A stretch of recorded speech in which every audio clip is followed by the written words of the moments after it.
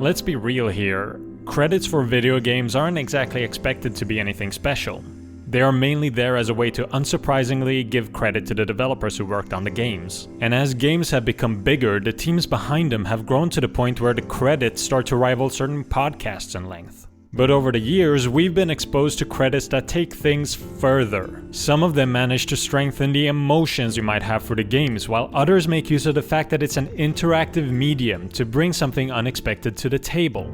I wouldn't blame you for thinking that creative credits was something relatively new, as most creative endeavors take some time to expand as new ideas get brought into what's become standard. But even as early as 1980, there's one instance that stands out even when compared to many credits that we see today. What makes it special is the circumstances that it was created in. During that time period, Atari would not allow their developers to have credits within their games as a way to stop other companies from finding the talent who made the games. But one developer decided that he needed to do something about that injustice, and hid his credits behind a list of requirements. The resulting credit screen ended up becoming what's credited as the first video game Easter egg. In a way, this stands as a symbol for developer rights and shows that credits can be more than a recognition of the work that developers put into the game. Throughout the years, we've seen many different versions of credits, where some might be available from the title screen, others show up during the intro of the game, and most appearing upon completing the game. This video will be focusing on ending credits and the many forms they can take. I've gone ahead and split it up into 4 different categories that you can see on screen, and although some of the examples could fit into multiple categories, I've made my choice, and you can always tell me I'm being dumb in the comments if you think I'm way off. The traditional credits is of course going to cover the classic black background with text going over it.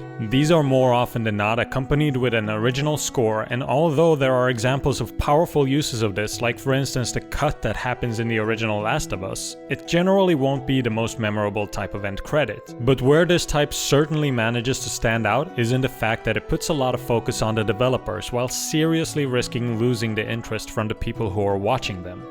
But traditional isn't limited to black backgrounds with white text. Hollow Knight, as an example, uses a moving background that represents the void, which is a big part of the game as a whole, which gives it that extra flair. Out of all of the traditional types that focus on the developers, there is one in recent memory that I found really stood out in its execution.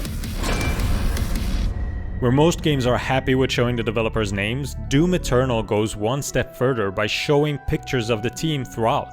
Something small like that really humanizes the people. Just having someone's name really doesn't do much, as we're not set up to empathize too much with that, which is why I found it surprisingly engaging to see this take. Moving on to the next category, we're going to be looking at the conclusion type. This one gives the players an added reason to watch the credits, as they offer some form of conclusion to the experience. Shadow of the Colossus has their final story beat within the end credits, which allowed the developers to join you during the final phase of the story. This feeling was particularly strong for me in Ocarina of Time during the party sequence. Throughout the game, you've met many different characters, and to see them all celebrating together at the end draws you and the devs into a celebration with the cast, as you've all made your way through a classic like that. But the strongest conclusion type that I've experienced in recent memory has to be the credits for Celeste. The entirety of the game involves climbing the mountain and Madeline dealing with her mentality. The credits stand in stark contrast to that, with Madeline making her way down the mountain and being helped by the physical manifestation of her bad thoughts, as she has come to terms with that side of herself. These examples prove that tying the credits to the story in a way like that can be very powerful, but there's more ways to do that, like for instance, the recap. The recap type isn't about finishing the story in the way the conclusion is, but it connects to the experience you just had by showing you pieces of it to trigger your nostalgia. This category works especially well with games that take a long time to finish, as it's easy to have forgotten the details of your journey by the time you get to the end. In Persona 5, where your bond to the other party members is put front and center, the credits serve to highlight each party member by showcasing some cool artwork as well as some of their standout moments. Final Fantasy VII Remake does things a bit differently by highlighting the journey as a whole rather than giving each character a spotlight. The strength of this type really comes down to 2 things: the emotional connection that you have with the game, and the way the credits are presented. A masterclass in both aspects can be seen in the game Okami.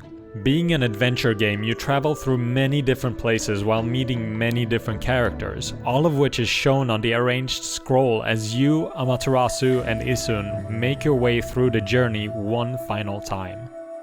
Both the recap and conclusion types sadly lose some focus on the developers when compared to the traditional setup, but they still do a way better job than the interactive ones do.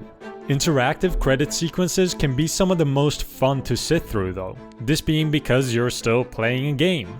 Some of these credits stick to the same type of gameplay that you've been exposed to throughout the game. In this category we see series like Devil May Cry, which for a while has allowed you to continue fighting against demons in its credit sequences, and even allowing you further unlocks depending on your performance. The other variant is to have gameplay that is completely disconnected from what you've been doing. Here we can see how Super Smash Bros. Does a shooter sequence at the end of Classic mode.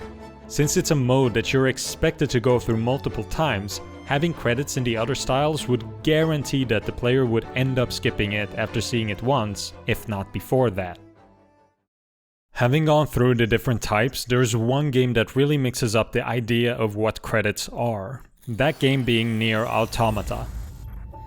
Depending on the way you're playing the game, you might run into a credit sequence that looks like this. Here the game makes fun of the fact that you've gotten a bad ending, and highlights this by showing a sped up version of the credits to highlight the end of the game. It makes it clear for everyone that you can't really consider yourself to have beaten the game by running away from your responsibilities. But when you get to ending a traditional credit sequence is played and you get a message telling you that the game has more to offer. Personally, I find this to be very weird and know people who never came back to the game since in their mind they got a real ending and are therefore done. Both of these points stand to show how we've all been trained to think of credits being connected to endings. After getting a couple more traditional credits with some tweaks to some, you get to what I'd consider the real credits.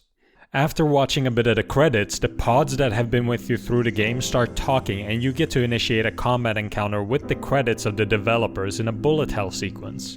While it's possible to beat this by yourself, you're more than likely going to fail multiple times, and after each failure you get to see more messages from other players who have beaten this challenge, which leads you to getting help from those players, in the form of their save data supporting you. Each time you get hit from this point onward, another player's save data gets deleted. But upon completing, you get to choose whether you want to donate your own save data in order to be of help to future players who try to achieve the same goal. What really makes this stand out is that the players around the world become part of the credits in a similar way to how the developers are. You can of course question whether the other players' data really does get deleted, as it stands to reason that the data would at some point run out, making the credits incredibly difficult for future players. But I find that questioning the reality behind the system ties in beautifully with the questions that the main characters go through during the game's story, which, all things considered, makes this one of the most, if not the most, memorable credits that I've ever seen. We've seen many different end credits in this video, and there's a lot that we can take from it. While there's certainly a formula to end credits, they can be very creative, and I absolutely believe that there are many ways for this to evolve in the future. But the credits that we see in games today has shown that they can act as a perfect end to the game you just played, be a beautiful homage to the people who brought you the experience, and also be way more than you ever expected. Thank you for watching this video, and I hope you enjoyed your viewing. If you did, then feel free to subscribe to the channel or giving the video a like. Let me know if there's a credit sequence that you really enjoyed that I may have missed or never experienced in the comments. And if you thought there was something that I could have improved on, then feel free to let me know and I'll do my best to improve in the future. If you're interested in knowing what I'm up to in between videos, you can also follow me on Twitter at budding_basil. Thank you. Have a great day.